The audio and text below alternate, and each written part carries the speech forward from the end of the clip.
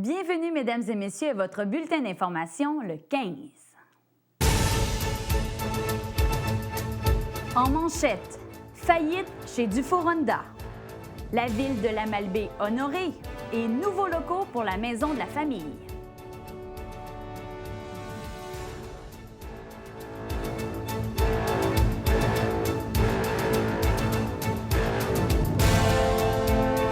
Les raisons pour lesquelles le concessionnaire Dufour Honda a fermé ses portes se précisent.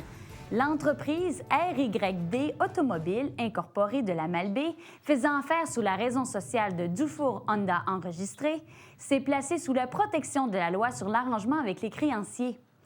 L'entreprise, propriété de Roch Dufour, croule sous les dettes. Le montant des réclamations des créanciers s'élève à plus de 3,4 millions de dollars. De cette somme, 2,6 millions sont dus à Honda Canada Finance. 59 créanciers sont inscrits à la proposition, 26 d'entre eux sont des entreprises de Charlevoix qui réclament pour un total de 229 961 $ au concessionnaire du boulevard de Comporté. Une vingtaine d'employés sont touchés par la fermeture. L'avis légal de l'entreprise RYD est daté du 10 février. Déjà, des entreprises locales et de la région de Québec se sont montrées intéressées à reprendre la concession Honda de la Malbaie. Ils pourraient faire des offres aux créanciers prochainement. La proposition ne touche pas son voisin Dufour Pontiac Chevrolet Buick GMC, propriété d'Yvan Dufour. Honneur pour la Malbaie. La Ville a remporté une mention lors du 13e Mérite québécois de la sécurité civile qui s'est déroulé le 18 février à Saint-Hyacinthe. La décoration lui a été remise pendant le colloque sur la sécurité civile pour son bilan positif de l'efficacité manifestée à la suite des pluies diluviennes du 28 avril 2008 qui ont entraîné 4 glissements de terrain. Une fierté pour le maire Jean-Luc Simard. Je pense que lors de ces événements-là, on a fait preuve là, d'un grand leadership, d'une grande coordination de multiples services de la Ville et toujours en ciblant là, l'importance là, de s'occuper d'abord et avant tout des sinistrés, par la suite de tenter de mettre en place des correctifs pour corriger la situation problématique que la Ville a subie. Et je pense que c'est tout l'ensemble du travail qui a été fait là, par tous les services de la Ville qui a valu cette reconnaissance-là. Au cours de la cérémonie, 4 mérites, 3 mentions d'honneur ainsi qu'un prix hommage ont été remis. La Maison de la famille voit plus grand.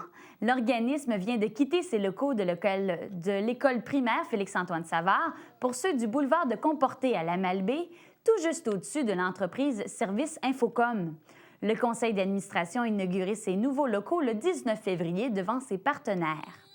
La maison a presque doublé sa superficie. Elle passe de 2000 pieds carrés à 3250 pieds carrés. Les derniers locaux étaient devenus beaucoup trop étroits pour ses 9 employés et 200 membres, comme l'explique Diane Martel, directrice générale de l'organisme. C'est sûr que l'espace est déjà là, fait la grande différence, une nette amélioration, un avancement dans le fond pour nous. Il reste toutefois beaucoup de travail à faire. Maintenant qu'elle jouit de plus grands espaces, la Maison de la famille veut faire connaître davantage les services qu'elle offre, dont une nouvelle série d'activités pour les 6 à 12 ans. On cherche à aller toucher d'autres familles, puis à solliciter un peu partout, faire de la publicité. Là, on travaille fort là-dessus, oui. Le maire de la Malbaie et préfet de la MRC de Charlevoix-Est, Jean-Luc Simard, a assisté à l'inauguration. Selon lui, les parents devraient être heureux d'avoir ce genre de service dans la région. C'est un besoin de plus en plus grandissant et de plus en plus la population va connaître là, les services qui sont offerts ici. Je pense que les gens devraient en profiter grandement. Place au Cirque du Soleil.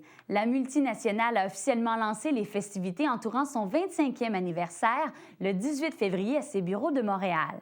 C'est dans les rues de Baie-Saint-Paul que se tenait, au début des années 80, la première fête foraine organisée par les échassiers de la baie et le Club des Talons hauts, véritables ancêtres de ce qui allait devenir le géant que l'on connaît.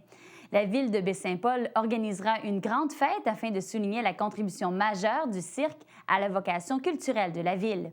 Plusieurs événements s'articuleront autour de l'éveil du géant, dont 2 expositions, l'une des photos d'archives du photographe François Rivard et l'autre patrimoniale présentée au Musée d'art contemporain, où on pourra revoir quelques artefacts circassiens de l'époque. Une grande soirée retrouvailles des artistes et des artisans du cirque est aussi prévue à l'agenda. Guy Laliberté, président fondateur, a déjà confirmé sa présence. Une œuvre magistrale intitulée L'équilibre précaire, créée par l'artiste Daniel April, sera aussi érigée sur la place du Citoyen et marquera de façon permanente les origines modestes de l'entreprise maintenant reconnue mondialement. Le ciel de la Malbaie brillera de 1000 feux en fin de semaine pour le spectacle pyromusical Ode à l'hiver. Les premiers feux seront lancés samedi à 21h30 de 3 wagons stationnés sur la voie ferrée. Les spectateurs pourront aussi en voir exploser du quai de Pointe-au-Pic. Le Casino de Charlevoix propose 2 sites d'observation pour profiter pleinement du spectacle. Le site du complexe Casino de Charlevoix et Fairmont-Manoir-Richelieu et le chemin du Havre, tout près du quai. Un service de navette sera disponible dès 17h à l'École secondaire du Plateau et au centre commercial Place Charlevoix pour aller et revenir d'un ou l'autre des points d'observation. Ode à l'hiver en est à sa 4e édition cette année qui marque aussi le 15e anniversaire de la Maison de jeu et le 110e anniversaire du Fairmont-Manoir-Richelieu.